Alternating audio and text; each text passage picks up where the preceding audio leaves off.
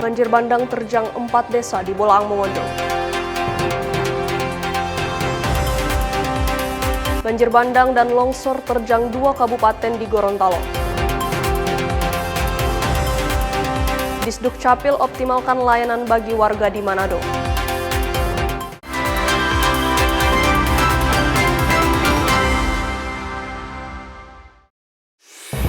Selamat pagi saudara, apa kabar Anda hari ini? Kita berjumpa kembali dalam program Kompas Pagi. Selain 3 sorotan tadi, Anda juga bisa menikmati beragam informasi menarik lainnya yang dihimpun tim redaksi Kompas TV. Bersama saya Megumi Sumah, inilah Kompas Pagi selengkapnya. Hanya di Kompas TV, independen, terpercaya.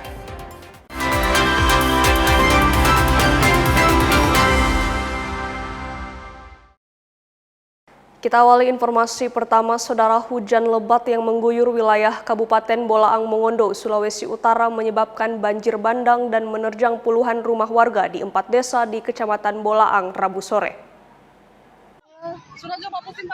4 desa yang terdampak banjir bandang yakni Desa Komangaan, Solimandungan 1, Solimandungan 2, dan Solimandungan Baru, Kecamatan Bolaang, Kabupaten Bolaang Mongondo, Sulawesi Utara.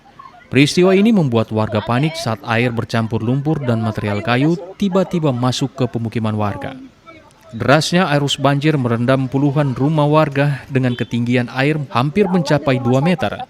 Selain merusak rumah, banjir juga memporak-poranda perabotan milik warga yang tidak sempat diselamatkan. Hujan deras yang terjadi sejak sore hari menyebabkan sungai di wilayah setempat meluap hingga menggenangi rumah warga dan ruas jalan Trans Sulawesi. Akibatnya kendaraan dari 2 arah mengalami kesulitan untuk melintas karena jalan tertutup genangan dan material banjir. Pukul 14.30 hujan deras tadi sore, kemudian material yang itu kayu, sisa-sisa kayu yang ada di sungai. Untuk rumah yang terdampak itu puluhan, cuman untuk data real yang ada kami masih melakukan penanganan dulu, baru kemungkinan besok data yang terdampak itu bisa dilakukan. Hingga malam hari, warga bersama aparat masih berupaya membersihkan material lumpur dan warga yang terdampak banjir kini mengungsi di rumah keluarga di masjid. Rahman Rahim, Kompas TV, Bolaang Mongondo, Sulawesi Utara. Saudara, pasca banjir bandang yang menerjang 4 desa di Kecamatan Bolaang, Kabupaten Bolaang Mongondo, Sulawesi Utara, warga mulai bersihkan rumah mereka dari sisa lumpur dan material kayu yang terbawa arus banjir. Banjir bandang yang terjadi di 4 desa di Kecamatan Bolaang menyisakan kerusakan di sejumlah rumah warga. Salah satu desa terparah yakni Desa Solimandungan 2. Kondisinya sangat memprihatinkan sebab tidak hanya menggenangi rumah warga, namun arus banjir juga membawa lumpur dan batang kayu. Meski telah surut, namun sebagian rumah masih dipenuhi genangan air, lumpur, serta batang kayu yang hanyut saat banjir menerjang pemukiman warga. Dengan menggunakan alat seadanya, warga memaksa membersihkan rumah dan lingkungan mereka. Namun beberapa rumah belum bisa dibersihkan karena tertutup material kayu dan rencananya akan dievakuasi dengan menggunakan alat berat. Warga bilang banjir bandang ini baru pertama kali terjadi di desa mereka. Kondisi tersebut membuat warga khawatir akan kemungkinan terjadi banjir susulan apabila hujan deras kembali mengguyur wilayah ini. Warga terdampak banjir memilih mengungsi sementara di rumah keluarga di desa tetangga yang tidak terdampak banjir. Sementara sebagian memilih bertahan di masjid. 30-an tahun selagi kita mulai masuk di sini dan belum ada kejadian begini yang banjir seperti ini. Oh, ini pertama kali Pak? Pertama kali yang paling besar ini. Kong air Pak mulai surut kira-kira jam berapa Pak? Kalau air mulai surut itu sekitar jam 4 lewat itu. Karena bagian ketinggian dari airnya kan cepat surut tuh. Kalau keluarga ada mengungsi di saudara di sana di Solbar. Nah itu yang dikhawatirkan. Cuma itu yang dikhawatirkan karena mungkin kalau ada hujan deras ulang mungkin itu banjir susulan itu. Pemerintah Kabupaten Bolaang Mongondo bersama personil TNI dan Polri dijadwalkan akan membantu proses pembersihan sisa material banjir pada Kamis pagi. Rahman Rahim, Kompas TV, Bolaang Mongondo, Sulawesi Utara. Saudara, hujan dengan intensitas lebat yang melanda kota Manado sejak Rabu sore hingga malam membuat puluhan rumah di Kelurahan Komo, Kota Manado, Sulawesi Utara terendam banjir. Cuaca ekstrim dan hujan deras yang mengguyur kota Manado, Sulawesi Utara sejak Rabu 27 Mei 2025 sore hingga malam hari membuat beberapa wilayah terendam banjir. Beberapa wilayah yang terendam banjir yaitu Kecamatan Tikala, Wenang, Singgil, Tuminting, serta Sario. Seperti Kelurahan Komo, Kecamatan Tikala, ketinggian air sudah mencapai lutut orang dewasa. Ridwan, salah satu warga Kelurahan Komo, Kecamatan Tikala, Kota Manado, mengatakan banjir yang terjadi di Kota Manado akibat dari tingginya curah hujan dalam beberapa hari terakhir, sehingga membuat sungai Dais Tondano meluap dan merendam puluhan rumah warga. Setengah enam sore, semua maghrib lah begitu. Dia langsung naik begitu cepat? Pelan-pelan dia naik, karena di Manado kan hujannya terlalu dengan itu tadi. Ada hujan ada, no, cuma tidak terlalu bagaimana. Kalau di Tondano itu kalau ada hujan keras tetap dia meluap tuh sungai yang ada di sini. Kalau bantuan belum ada, no, kan ini karena air naik semalam begini, jadi bantuan belum ada. Sejumlah warga yang rumahnya masih tergenang air terpaksa mengungsi ke tempat yang lebih aman. Jimmy Dapar, Kompas TV Manado, Sulawesi Utara. Saudara, akibat hujan deras yang terjadi sejak siang hari, sejumlah titik di Kota Manado tergenang banjir pada Rabu 27 Mei 2026. Salah satunya di Kelurahan Ketang Baru, Kecamatan Singkil. Curah hujan dengan intensitas tinggi di Kota Manado sejak siang hari mengakibatkan sejumlah tempat mengalami banjir setinggi mata kaki orang dewasa. Akibat banjir ini, warga terpaksa memindahkan barang-barangnya ke tempat yang lebih tinggi guna mengantisipasi kondisi yang lebih buruk. Salah seorang warga menyebut banjir di area Ketang Baru biasanya disebabkan oleh luapan sungai di belakang pemukiman warga bila terjadi hujan deras dalam waktu yang cukup lama. Dari Kuala naik. Ini memang tiap hujan seperti ini? Tidak selalu sih. Tadi malam sempat naik air, cuma sampai di mata kaki. Kalau yang malam ini? Ini ya agak sedikit lumayan. Lebih tinggi dari kemarin, per malam. Oke. Ini barang-barang ada yang kena, Om? Ini ada. Nah, Bang. Hingga pukul 22.30 waktu Indonesia bagian tengah, banjir masih terjadi meski ketinggian air mulai menurun. Warga di Ketang Baru menyebut kondisi seperti ini baru terjadi lagi setelah sebelumnya pemerintah Kota Manado sempat memasang tanggul di pinggiran sungai. Singli Manderes, Kompas TV Manado, Sulawesi Utara. Saudara, BMKG Stasiun Meteorologi Samratulangi Manado menyebut hujan deras dan angin kencang di sebagian Sulawesi Utara dipicu badai siklon tropis di perbatasan wilayah di Kepulauan Talaut dan Filipina. Hujan dengan intensitas tinggi dan angin kencang melanda sejumlah tempat di Sulawesi Utara dalam beberapa hari terakhir.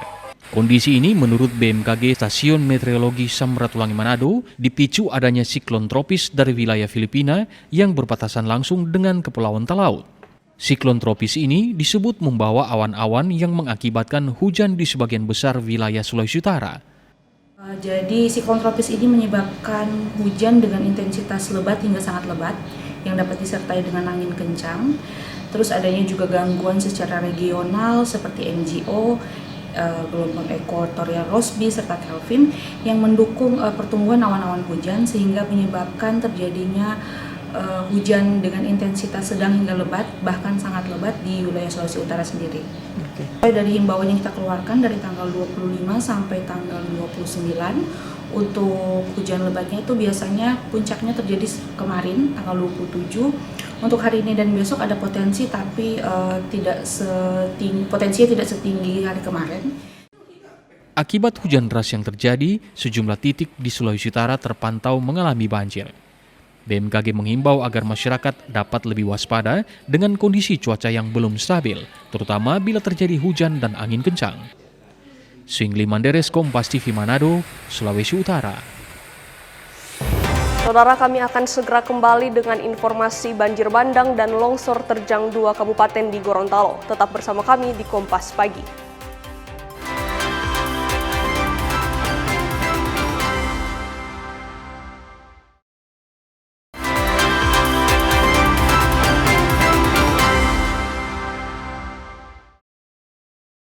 Terima kasih Anda masih bersama kami di Kompas Pagi.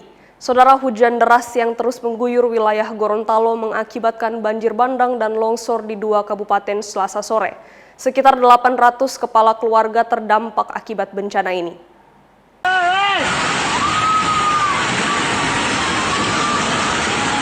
Banjir bandang terjadi di Kecamatan Biau, Kabupaten Gorontalo Utara, merendam hingga merusak rumah warga. Ketinggian air dilaporkan mencapai dada orang dewasa Selasa sore hingga malam. Berdasarkan data sementara BPBD Provinsi Gorontalo, banjir terjadi di 5 desa di Kecamatan Biau.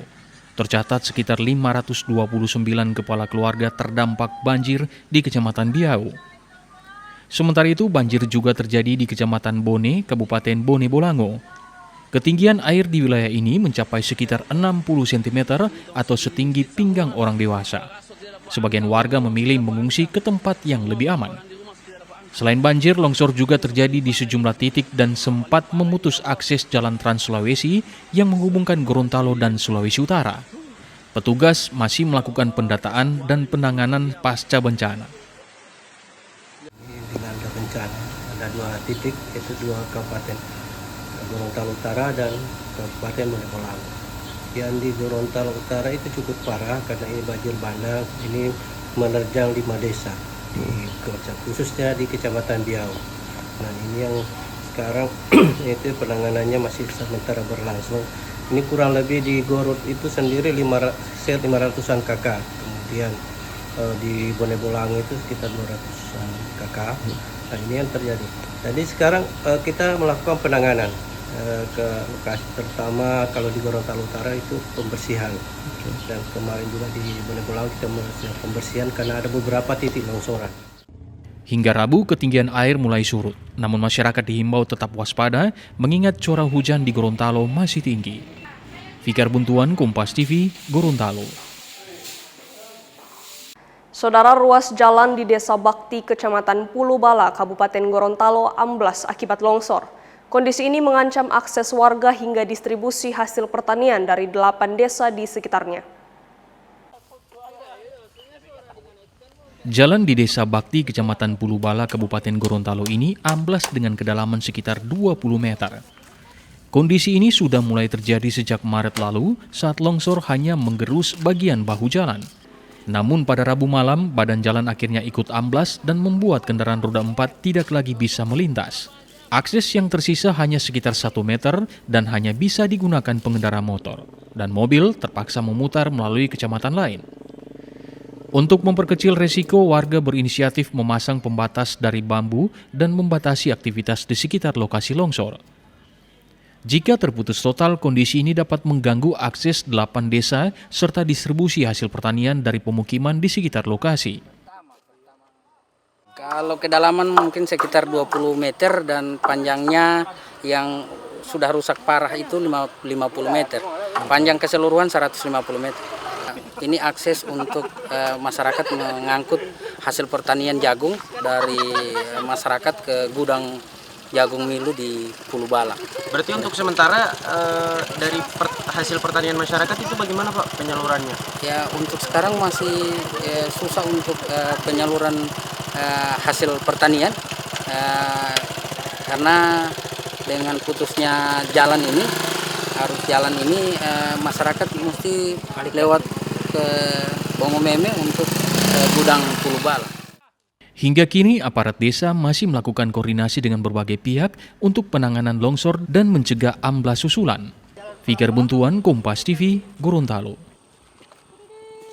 Saudara, Satuan Brimob Polda Gorontalo menurunkan kendaraan taktis water treatment untuk menyalurkan air bersih kepada warga terdampak banjir di Kecamatan Biau, Kabupaten Gorontalo Utara. Sebanyak 2 tim SAR juga diterjunkan untuk membantu pembersihan sisa material banjir. Pasca banjir bandang yang melanda Kecamatan Biau, Kabupaten Gorontalo Utara, personil Satuan Brimob Polda Gorontalo turun langsung ke lokasi terdampak. Dalam upaya membantu kebutuhan dasar warga, Brimob menurunkan mobil rintis water treatment, yaitu kendaraan taktis khusus yang mampu mengelola air keruh bahkan air laut menjadi air layak konsumsi. Kehadiran kendaraan ini sangat membantu masyarakat yang kesulitan mendapatkan air bersih akibat banjir yang merusak berbagai fasilitas, termasuk dapur dan sumber air warga. Kabak Ops Sat Brimopolda Gorontalo AKP Ruslan Jafar mengatakan bahwa kebutuhan air bersih menjadi prioritas utama bagi warga terdampak. Melaksanakan pertama membantu membersihkan ya material sisa banjir di fasilitas umum, di puskes, tempat ibadah, kemudian masyarakat, sama-sama dengan rekan-rekan dari TNI, Batalion Teritorial Pembangunan, sama-sama juga bersinergi dan berkolaborasi dengan instansi terkait dari BPBD Provinsi, kemudian BPBD Kabupaten Gorontalo Utara, yang dipimpin langsung oleh Pak Bupati Gorontalo Utara, termasuk juga dari Dinas. Selain menyalurkan air bersih, personel Brimob juga turut membantu warga membersihkan sisa-sisa material banjir yang menutupi rumah dan lingkungan. Tim Liputan Kompas TV, Gorontalo. Saudara Wakapolda Sulawesi Utara Brigjen Pol Awi Setiono bersama Danrem 131 Santiago meninjau langsung lokasi banjir bandang di Kabupaten Bolaang Mongondo Kamis siang. Wakapolda Sulut bersama Danrem 131 Santiago meninjau langsung lokasi banjir bandang di Desa Solimandungan 2, Kecamatan Bolaang, Bolaang Mongondo. Wakapolda dan Danrem memantau proses pembersihan pasca bencana. Ratusan personil TNI Polri dikerahkan ke lokasi untuk membantu masyarakat melakukan pembersihan. Di sini yang kita utamakan dulu adalah mitigasi. Kita juga melakukan perbantuan-perbantuan, mengasistensi apa yang dibutuhkan oleh anggota kami di lapangan, khususnya masyarakat yang terdampak. Kami juga membawa beberapa pasukan dari Itsamapta, ada 1 kompi, kemudian Brimob Kompi B juga 1 kompi. Kita sudah geser dari kemarin, kalau Brimobnya pagi ini baru Ditsamapta. Pak Danrem juga begitu. Ada nanti silakan ditanya Pak Danrem, ada membawa TP dan dari Kodim setempat. Di kesempatan itu, Wakapolda memberikan bantuan sembako untuk meringankan beban masyarakat yang terdampak banjir. Tim Liputan Kompas TV Bolaang Mongondo, Sulawesi Utara. Saudara, informasi satu rumah di Kota Gorontalo ludes terbakar akan kami hadirkan sesaat lagi. Jangan kemana-mana dan tetap bersama kami di Kompas Pagi.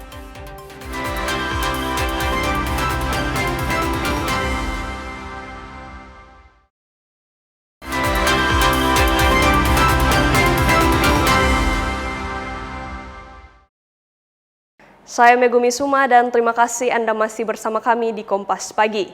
Saudara, 1 unit rumah di Kelurahan Pohe, Kota Gorontalo ludes terbakar Rabu malam. Petugas sempat kesulitan memadamkan api karena lokasi kebakaran berada di area padat pemukiman dengan akses jalan yang sempit. Kebakaran menghanguskan 1 unit rumah 2 lantai milik warga di Kelurahan Pohe, Kota Gorontalo. Api dengan cepat membesar dan melalap hampir seluruh bagian rumah. 3 unit mobil pemadam kebakaran diterjunkan ke lokasi untuk memadamkan api. Petugas dibantu oleh warga sekitar yang berupaya mencegah api merembet ke rumah lainnya. Sekitar 1 jam kemudian, api akhirnya berhasil dipadamkan. Namun petugas damkar mengaku mengalami kendala akses jalan yang sempit, kondisi pemukiman yang padat, serta minimnya pencahayaan saat proses pemadaman berlangsung. Kalau rumah yang terbakar itu hanya 1. Kalau informasi kami belum dapat dari masyarakat apakah itu dari api dari mana, kami belum bisa pastikan. Karena kami belum dapat info. Atas peristiwa ini ada korban jiwa atau? Untuk korban jiwa tidak ada. Yang menjadi kendala kami, kebetulan akses masuk ke dalam itu agak sempit. Kebetulan juga rumah lantai 2. Di dalam juga agak penerangan kurang, jadi membuat petugas kebakaran agak kesulitan. Tidak ada korban jiwa dalam kejadian ini, namun kerugian material diperkirakan mencapai puluhan juta. Penyebab pasti kebakaran masih dalam penyelidikan polisi. Fikar Buntuan, Kompas TV, Gorontalo. Kita ke sorotan lain, saudara. Di momen perayaan Hari Raya Idul Adha ke-1447 Hijriah, relawan Prabowo di Sulawesi Utara menyalurkan hewan kurban 18 ekor sapi. Aksi solidaritas ini bertujuan menjaga kepedulian sosial serta memperkuat kerukunan dan toleransi antar umat beragama di Sulawesi Utara. Penyaluran ke-18 hewan kurban dimulai dari wilayah Minahasa Selatan, yakni di Masjid Al-Muminun, Ranoyapo, Amurang, kemudian dilanjutkan ke sejumlah masjid di Kecamatan Tumpaan. Selain di Minahasa Selatan, penyaluran hewan kurban juga tersebar di Kabupaten Bolaang Mongondo Timur, Bolaang Mongondo, Languan Minahasa, serta Kota Manado. Ketua Relawan Prabowo Topan 08 bilang, pembagian hewan kurban adalah bagian dari upaya mendukung program pemerintah serta bentuk ungkapan syukur untuk berbagi kepada sesama, khususnya umat muslim yang membutuhkan, terutama kaum duafa. Penyaluran bantuan hewan korban ya salah satulah kita, pada intinya kita bertoleransi untuk umat beragama di Sulawesi Utara, dan ini juga kita mendukung satu program pemerintah di mana kita saling membantu satu sama yang lain, tidak memandang dia agamanya apa, di mana kita adalah satu bangsa, yaitu bangsa Indonesia. Terlebih Sulawesi Utara kan kita tahu masyarakatnya sangat toleransi dengan umat beragama yang ada di Sulawesi Utara. Sementara itu, Sekretaris BTM Al-Muminun Amurang mengungkapkan apresiasi atas bantuan hewan kurban pada umat muslim.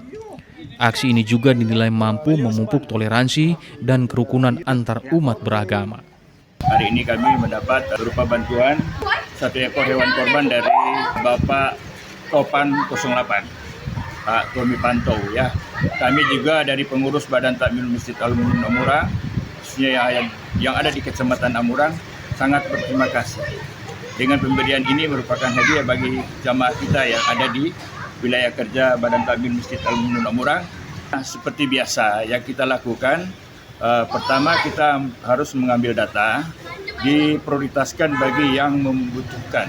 Pertama, ya tentunya kalau fakir miskin itu juga menjadi bagian terpenting, utama bagi mereka, dan kaum duafa juga, kaum yang lemah. Ke-18 hewan kurban yang disalurkan terdiri dari 4 ekor sapi di 4 masjid di Kabupaten Minahasa Selatan, 8 ekor di Bolaang Mongondo Timur, Kabupaten Bolaang Mongondo 4 lokasi masjid, serta Languan 1 lokasi masjid, dan Kota Manado 1 lokasi masjid. Tim Liputan Kompas TV Minahasa Selatan, Sulawesi Utara. Sementara itu di Sulawesi Selatan, saudara, momentum Hari Raya Idul Adha dimanfaatkan jajaran Polsek Biring Kanaya, Makassar untuk berbagi kepada masyarakat yang membutuhkan. Setelah proses penyembelihan hewan kurban dilakukan di halaman Polsek, daging sapi kurban langsung dibagikan dan diantarkan ke sejumlah panti asuhan di wilayah Kecamatan Biring Kanaya, Makassar. Kegiatan tersebut berlangsung dengan melibatkan personil kepolisian bersama Bayangkari dan masyarakat sekitar. Daging kurban yang telah dipotong kemudian dikemas sebelum didistribusikan kepada warga serta anak-anak panti asuhan. Kapolsek Biring Kanaya AKP Malik bilang, kegiatan berbagi daging kurban ini merupakan bentuk kepedulian sosial Polri kepada masyarakat, khususnya bagi mereka yang membutuhkan bantuan dan perhatian di momen Idul Adha. Selain mempererat hubungan antara kepolisian dan masyarakat, kegiatan tersebut juga diharapkan dapat menghadirkan kebahagiaan bagi anak-anak panti asuhan yang menerima bantuan daging kurban. Jadi kita sesuai dengan perintah dari Kapolres Tabes untuk melakukan masing-masing polsek melakukan pemotongan kurban di makam masing-masing. Kemudian untuk hasilnya kita langsung bagikan atau antarkan ke lokasi-lokasi yang memang yang membutuhkan. Seperti sekarang ini kita berada di panti asuhan. Tujuannya kita langsung mengantarkan itu supaya pembagian tersebut on point. Maksud on point di sini adalah sesuai dengan sasaran yang memang betul-betul membutuhkan. Suasana penuh kebersamaan terlihat saat personil menyerahkan langsung paket daging kurban kepada pengurus panti asuhan. Para penerima pun menyampaikan rasa syukur dan terima kasih atas perhatian yang diberikan jajaran Polsek Biring Kanaya. Ya, kami bersyukur, terima kasih banyak atas rezekinya dari Kapolsek Biring Kanaya. Semoga Allah balas lebih banyak dari sebelumnya. Amin amin ya rabbal alamin. Amin.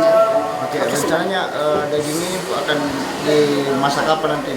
Kami nanti masak rendang supaya anak-anak kami makan. Amin amin. Memang favorit anak-anak di sini memang makanan rendang. Iya, betul. Makanan rendang dengan kari. Iya. Melalui kegiatan sosial tersebut, Polsek Biringkanaya berharap semangat berbagi dan nilai kemanusiaan dalam perayaan Idul Adha dapat terus terjaga di tengah masyarakat. Rama Pratama, Kompas TV Makassar, Sulawesi Selatan. Informasi lain, Saudara, Dinas Kependudukan dan Pencatatan Sipil Kota Manado menghadirkan berbagai inovasi guna mempercepat proses penerbitan dokumen kependudukan. Inovasi ini diantaranya melalui program digitalisasi hingga pembukaan mal pelayanan publik. Sejak tahun 2019, Pemkot Manado melalui Dinas Kependudukan dan Pencatatan Sipil mulai melakukan inovasi pelayanan, diantaranya pemanfaatan digitalisasi hingga pembukaan mal pelayanan publik. Inovasi ini dihadirkan untuk memperlancar penerbitan dokumen kependudukan yang sebelumnya kerap dikeluhkan warga karena dianggap lambat. Kepala Dinas Kependudukan dan Pencatatan Sipil Kota Manado, Erwin Kontu bilang, optimalisasi layanan bukan hanya sebatas sistem digital dan penambahan ruang kantor, melainkan ada juga penambahan jam kerja. Ia berharap inovasi yang dilakukan bisa meningkatkan kepuasan masyarakat. Karena hanya terkonsentrasi di kantor Dinas Dukcapil yang ada di Tikala ini, seputaran kantor wali kota, sehingga terjadi penumpukan. Dan itu tadi yang membuat kami untuk harus melakukan inovasi. Dalam hal ini kami membuka kantor lagi, membuka pelayanan yang sama yang ada di kantor Dinas Dukcapil Tikala di kantor atau di mall pelayanan publik yang ada di Boulevard. Perbaikan layanan yang telah dikerjakan selama 8 tahun terakhir ini mendapat sambutan positif dari warga. Mereka menilai pelayanan publik semakin ringkas dan efisien, sehingga sangat membantu warga yang mengurus dokumen kependudukan. KTP ada hilang, terus mau bikin KTP yang baru. Jadi cuma bawa surat keterangan, terus langsung diprosesi. Cuma sekitar 10 menit sudah selesai. Cuman surat keterangan hilang dari kepolisian. Enggak, cepat ambil nomor, tunggu sedikit baru saya langsung. Minta banyak dokumen kan atau? Enggak, cuma minta kakak. DP proses artinya cepat kah? Ya, cepat. Selain itu, Disduk Capil juga memiliki program jemput bola yang menyasar masyarakat khusus seperti penghuni panti asuhan, disabilitas, hingga orang dengan gangguan jiwa.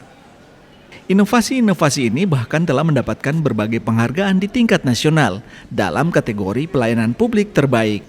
Sungli Mandares, Kompas TV Manado, Sulawesi Utara. Kita beralih ke Makassar, Sulawesi Selatan. Saudara, 12.000 lebih pelari dalam negeri hingga luar negeri bakal mengikuti Makassar Half Marathon 2026 yang akan digelar di Anjungan Pantai Losari, Kota Makassar pada 30 hingga 31 Mei mendatang. Ajang yang digelar sejak tahun 2022 ini diproyeksikan menjadi katalis penggerak ekonomi daerah. Memasuki tahun kelima penyelenggaraan Telkomsel Makassar Half Marathon 2026 terus memantapkan posisinya sebagai pionir sport tourism para pelari di kawasan Indonesia Timur. Saat ini persiapan perhelatan akbar ini telah mencapai 90% menuju pengambilan respek pada 28-30 Mei mendatang. Telkomsel Makassar Half Marathon 2026 akan digelar di Anjungan Pantai Losari, Kota Makassar pada 30 hingga 31 Mei mendatang. Ajang yang digelar sejak tahun 2022 ini akan diikuti 12.000 lebih peserta termasuk tim pendamping dan keluarga pelari. Fokus utama lomba tahun ini dititik beratkan pada kategori 10K yang akan digelar pada hari Sabtu dan kategori Half Marathon atau 21K digelar pada Minggu. Membawa semangat lari untuk semua, Makassar Half Marathon 2026 mengedepankan standar lari jalan raya berkualitas nasional dengan sertifikat PASI untuk race course-nya. Wali Kota Makassar Munafri Arifuddin bilang, pelaksanaan Makassar Half Marathon 2026 bukan menjadi ajang olahraga semata, tetapi juga memberi dampak pada sektor ekonomi, pariwisata, hingga penguatan gaya hidup sehat masyarakat. Pemerintah Kota Makassar memastikan dukungan penuh terhadap pelaksanaan Makassar Half Marathon 2026 yang diproyeksikan menjadi salah satu event lari terbesar di Indonesia Timur. Dampak yang baik buat masyarakat yang ada di Kota Makassar, baik dampak kesehatan untuk hidup sehat, dampak olahraga untuk mendapatkan prestasi, dan tentu dampak ekonomi yang dihasilkan dari sebuah event yang datang. Artinya event ini banyak kota yang mau membuat event seperti ini, tapi mungkin tidak bisa mendapat hype seperti apa yang dilakukan Makassar. Maka dari itu kita dari pemerintah kota terus memberikan support yang maksimal terhadap pelaksanaan kegiatan ini, supaya ini memberikan dampak-dampak yang tadi, khususnya dampak ekonomi yang bisa dirasakan oleh kota ini. Dengan 12.400 orang yang datang, ini akan sangat luar biasa dalam perputaran kegiatan ekonomi yang ada. Dan report itu akan disubmit oleh mereka melalui proses penginputan data yang akan diberikan langsung kepada kita, dampak apa yang diberikan event ini kepada kota Makassar. Arif Tirtana, Kompas TV Makassar, Sulawesi Selatan.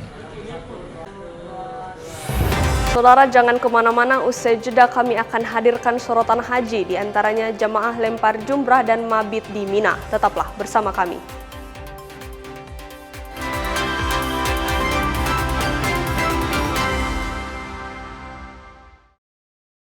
لبيك لا شريك لك لبيك إن الحمد والنعمة لك والملك لا شريك لك. Saya Megumi Suma dan Anda masih bersama kami di Kompas Pagi. Saudara, hari ini 10 Zulhijjah, jemaah haji Indonesia melakukan lempar jumrah di Jamarat Mina, Arab Saudi. Jemaah akan bermalam atau mabit di Mina hingga 13 Zulhijjah mendatang. Seluruh jemaah haji Indonesia kini telah berada di Mina usai melaksanakan wukuf di Arafah dan mabit di Musdalifah. Jemaah melakukan lemparan jumrah Aqobah di Jamarat dan melaksanakan tahlul awal. Tahlul menjadi tanda aturan larangan berihram yang dijalani jemaah telah berakhir. Pada hari ini tanggal 10 Zulhijjah 1447 Hijriah, jamaah haji seluruhnya termasuk jamaah haji Indonesia melakukan prosesi melontar jumrah Aqobah. Nanti pada tanggal 11, 12, 13 Zulhijjah, jamaah akan melontar 3 jamarat, jumrah ula, wusta, dan Aqobah. Bagi jamaah yang akan mengambil nafar awal, maka jamaah harus sudah meninggalkan area jamarat pada tanggal 12 Zulhijjah sebelum maghrib. Adapun jamaah yang mengambil nafar tsani meninggalkan jamarat atau Mina pada tanggal 13 Zulhijjah sebelum maghrib. Jamaah akan bermalam dan berada di Mina untuk melakukan lemparan 3 jumrah, ula, wusta, Aqabah hingga 12 Zulhijjah bagi jamaah yang memilih nafar awal dan 13 Zulhijjah untuk jamaah yang nafar tsani. Saudara, jemaah haji Indonesia melaksanakan puncak ibadah haji wukuf di Arafah. Jemaah terus mengisi waktu dengan beribadah untuk mendekatkan diri dengan Allah. Selain di tenda, jemaah melakukan wukuf di area taman yang dijadikan sebagai lokasi sholat berjamaah oleh jemaah. Berikut laporan jurnalis Kompas TV Jihan Novita yang tergabung dalam Media Center Haji 2026 dari Arafah, Arab Saudi.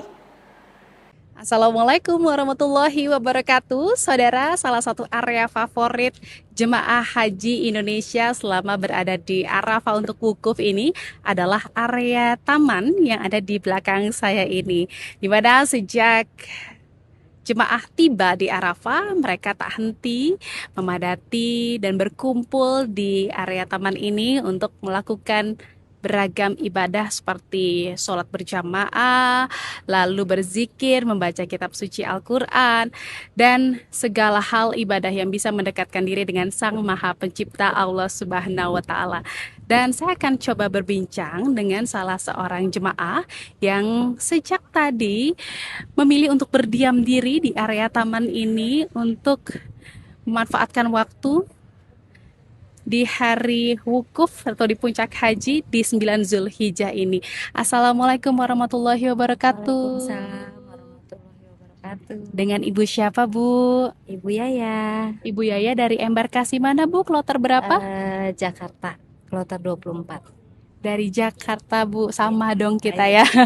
Ibu, dari tadi saya lihat Ibu untuk di sini memilih untuk berdiam diri di sini sambil menunggu waktu wukuf gitu ya, memanfaatkan waktu wukuf di area taman ini. Kenapa, Bu? Sekalian duha. Jadi sebetulnya dari semalam sih kita udah di sini karena lebih nyaman sholat di sini daripada di maktab. Jadi ini kebetulan pas sholat duha, jadi sekalian kesini lagi. Ibu, selama sampai di Arafah, kegiatan apa aja Bu yang sudah Ibu lakukan di sini? Ya sholat wajib, sholat sunnah, baca Quran, ya pokoknya semua ibadah insya Allah. Menurut Ibu ini momen akhirnya Ibu sampai di puncak haji wukuf di Arafah ini bagaimana, Bu? Ya alhamdulillah, kalau saya berpikir yang penting insya Allah sehat, terus dimudahkan sama Allah untuk beribadah dimanapun. Itu aja sih untuk haji mabrur ayo itu urusan lillahi ta'ala. Sudah menunggu momen ini dari bertahun-tahun Iya, lamanya, Bu, ya? 13 tahun. 13 tahun yang Ibu doakan, yang Ibu harapkan di momen hari ini spesial banget. Semua umat Islam bermimpi untuk bisa berada di sini di waktu dan momen yang seperti ini yang Ibu rasakan. Apa, Bu, yang Ibu doakan, yang Ibu panjatkan di sini? Kalau berdoa ya terutama untuk orang tua. Kebetulan emang ibu sudah tidak ada, terutama doa untuk orang tua. Kedua ya untuk kesehatan terutama dalam menjalankan ibadah ini, ibadah haji. Dan lain-lainnya ya semuanya sih doanya. Semuanya Ibu harapkan Iya, pasti. dipanjatkan di sini ya, Bu, Pasti, ya. karena udah bertahun-tahun kita nunggu supaya ada momen seperti ini. Masya Allah, semoga menjalankan ibadahnya khusyuk ya, Bu, Amin, ya, lancar, amin, Ibu amin, sehat. amin, Karena amin, ini amin, amin, baru ya Rabbal awal ya puncak haji, Iya. nanti akan ke Musdalifah, Amin, akan ke amin, Mina. insya Allah Jadi sehat. harus jaga kesehatan ya, Bu Yaya ya. Amin, insya Allah. Terima kasih Ibu, Sama-sama. selamat melanjutkan aktivitas ibadahnya Ibu. Iya. Selamat wukuf. Terima kasih. Terima kasih Ibu. Wassalamualaikum warahmatullahi wabarakatuh. Waalaikumsalam. Ya saudara, itulah tadi perbincangan saya dengan salah seorang jemaah Haji Indonesia asal Jakarta tepatnya, dan saya akan mencoba untuk mendatangi lagi jemaah haji lainnya yang juga sedang menikmati waktu wukuf di 9 Zulhijjah ini di Arafah di area taman di Mahtab atau Markas 63. Assalamualaikum, dengan Ibu siapa, Bu? Waalaikumsalam, dengan Ibu Istiqomah.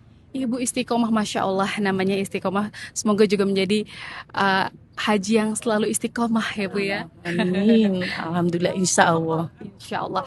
Ibu Istiqomah, ini Ibu dari tadi saya lihat khusyuk sekali di sini. Apa, Bu, yang sedang Ibu lakukan? Berdoa, zikir, meminta sesuatu. Semuanya Ibu harapkan, Ibu panjatkan di sini ya, Bu. Ya, menurut Ibu momen wukuf ini momen yang seperti apa sih, Bu, kalau bisa Ibu gambarin? Momen gimana ya, Bu, ya? Momen yang gak bisa dikata-katakan, gak bisa. Gimana? Gak bisa, Bu. Sangat mengharukan ya, Bu, ya. Tidak bisa diungkapkan karena ini seperti mimpi berada di sini. Iya, seperti mimpi. Alhamdulillah bisa dipanggil sama Gusti Allah, bisa ke sini, bisa wukuf bersama-sama. Ya, alhamdulillah saya bersyukur sekali. Terima kasih Bu Istiqomah ya atas perbincangannya, lancar dan sehat selalu. Terima kasih. Ya saudara, itulah tadi perbincangan saya dengan beberapa jemaah haji Indonesia saat melakukan atau melaksanakan wukuf di Arafah. Mereka tak ingin membuang waktu sedikit pun untuk tidak mendekatkan diri dengan Allah Subhanahu wa Ta'ala. Beragam ibadah terus dilakukan, mulai dari sholat wajib, sholat sunnah, berzikir, dan juga membaca kitab suci Al-Quran menjadi kegiatan yang terus mereka lakukan selama berada di Padang Arafah dan menjalankan wukuf di 9 Zulhijjah 1447 Hijriah. Harapannya ini adalah puncak haji yang bermakna di kehidupan jemaah haji Indonesia. Jihan Novita, Kompas TV, Arafah, Arab Saudi. Saudara, setelah wukuf di Arafah, jemaah haji Indonesia akan bergerak ke Musdalifah dan Mina. Bagi jemaah yang murur, mereka akan langsung diberangkatkan ke Mina tanpa bermalam di Musdalifah. Petugas haji Satgas Mina telah bersiap untuk menyambut dan melayani jemaah haji Indonesia yang tiba di Mina. Berikut laporan jurnalis Kompas TV Jihan Novita yang tergabung dalam Media Center Haji 2026 dari Arafah, Arab Saudi. Assalamualaikum warahmatullahi wabarakatuh. Saudara, setelah melaksanakan wukuf di Arafah, jemaah haji Indonesia akan bergerak menuju Musdalifah dan Mina. Pergerakan jemaah dari Arafah akan mulai dilakukan selepas ba'da maghrib. Setelah Arafah, yang menjadi fokus perhatian adalah Musdalifah dan Mina. Bagi jemaah yang murur, jemaah akan langsung diberangkatkan dari Arafah menuju ke Mina tanpa bermalam di Musdalifah. Menyambut kedatangan jemaah di Mina, petugas haji yang tergabung dalam Satgas Mina telah bersiap untuk memberikan pelayanan bagi jemaah haji Indonesia di kawasan Mina. Sebelum kedatangan jemaah, petugas haji Satgas Mina telah melakukan pengecekan menyeluruh di tenda-tenda yang akan ditempati oleh jemaah haji Indonesia. Nantinya, petugas Satgas Mina akan terbagi dalam 10 tim ad hoc, di mana masing-masing tim akan bertanggung jawab atas 11 hingga 13 markas atau kawasan pemondokan jemaah di Mina. Dari hasil pengecekan petugas menunjukkan, kesiapan tenda di Mina telah hampir rampung. Tenda jemaah sudah siap digunakan, termasuk fasilitas penunjang seperti toilet, kasur, bantal, spray, hingga pendingin ruangan. Selain itu, selama di Mina, jemaah juga akan mendapatkan layanan konsumsi. Dan berikut pernyataan dari Kasatgas Mina, Khalilur Rahman. Alhamdulillah teman-teman Satgas Mina telah melakukan koordinasi dan juga sinergi. Sejak tanggal 5 mereka telah melakukan pengecekan tenda-tenda di area di Mina sesuai dengan ad hoc masing-masing, di mana untuk Satgas Mina terbagi menjadi 10 ad hoc, ada ad hoc 1 sampai 10 dan masing-masing ad hoc memegang 11 sampai 13 markas. Dan hasil pengecekan kami di tenda-tenda alhamdulillah sudah mencapai 95%. Tenda untuk jamaah haji sudah siap untuk dihuni, terutama terkait dengan kebutuhan jamaah, misalkan toilet, kemudian terkait dengan kasur, bantal, spray, kemudian juga terkait dengan AC. Alhamdulillah sudah dicek dan siap untuk ditempati jamaah haji Indonesia, termasuk juga jamaah nanti akan mendapatkan konsumsi selama berada di Mina. Demi kenyamanan dan keamanan selama berada di Mina, petugas mengimbau jemaah untuk mematuhi jadwal lempar jumroh yang telah ditetapkan pemerintah Arab Saudi guna menghindari kepadatan dan situasi kredit di area Jamarot. Jemaah juga diminta untuk membawa air minum saat menuju Jamarot serta berjalan secara berkelompok agar tidak terpisah dari rombongan demi menjaga keselamatan dan kenyamanan selama menjalankan rangkaian ibadah haji. Jihan Novita, Kompas TV, Arafah, Arab Saudi. Saudara, salah satu rangkaian ibadah haji yang dilakukan jemaah adalah mabit atau bermalam di Musdalifah. Seperti apa suasana jemaah haji yang beristirahat di Musdalifah dengan beratapkan langsung dengan langit di sini? Berikut laporan jurnalis Kompas TV Sofyan Hartanto yang tergabung dalam Media Center Haji 2026. Ya saudara, ketika umat muslim di Indonesia melakukan takbiran untuk menyambut Idul Adha, jemaah haji di seluruh penjuru dunia yang berada di Arab Saudi ini sedang melakukan mabit di Musdalifah. Jemaah haji melakukan mabit setelah menjalankan ibadah wukuf di Padang Arafah dari siang hingga maghrib. Dari Padang Arafah mereka diberangkatkan menggunakan bus menuju Musdalifah yang waktunya sekitar 10 menit saja perjalanan. Nah, yang menarik jemaah yang bermalam di sini tidak menggunakan tenda alias beratapkan langsung pada langit. Mengapa mabit di sini itu penting? Karena untuk meneladani Rasulullah Shallallahu Alaihi Wasallam. Ketika itu Rasul tanggal 9 Zulhijjah dari Padang Arafah menuju Musdalifah untuk menginap sebelum meneruskan perjalanan menuju Mina. Selain itu di sini jemaah juga bisa mengumpulkan batu untuk mempersiapkan rangkaian ibadah haji, yakni melempar jumroh di Jamarat. Batu yang digunakan yaitu sebanyak 70 butir. Setelah itu jemaah bisa beristirahat sejenak sebelum melanjutkan rangkaian ibadah haji. Baik, untuk amalan di Musdalifah kita dianjurkan tidak ada amalan apapun selain hanya untuk istirahat. Kita dianjurkan sampai menjelang subuh. Setelah subuh kita sholat subuh, kemudian kita berdoa karena itu salah satu waktu yang mustajab untuk berdoa. Niscaya doa-doa yang dipanjatkan bisa langsung menembus langit karena di sini tidak ada sekat atap yang menghalangi. Tentu dengan begitu jemaah berharap doa-doa yang dipanjatkan langsung dikabulkan oleh Allah Subhanahu wa taala. Sofyan Hartanto, Kompas TV, Musdalifah, Arab Saudi. لبيك لا شريك لك لبيك إن الحمد والنعمة لك والملك لا شريك لك. Saudara tetap bersama kami di Kompas Pagi karena usai jeda kami masih akan hadirkan informasi olahraga. Di antaranya timnas Arab Saudi tiba di Amerika Serikat. Tetaplah bersama kami.